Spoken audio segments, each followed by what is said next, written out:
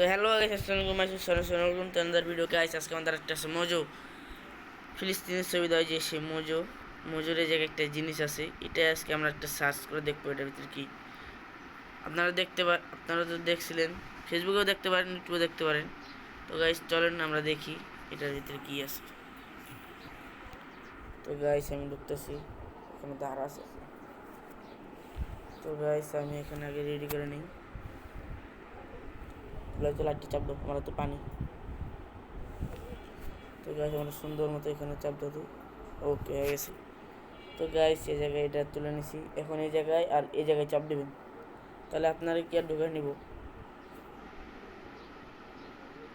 দেখছেন গাইস ফিলিস্তিন। তো গাইস আমার একটা অনুরোধ, আপনারা সবাই মজো খাবেন। মজো খায়া ফিলিস্তিনের ওই জায়গায় 1 টাকা হলেও যাবে। মজুর দাম কত? এটা 20 টাকা না?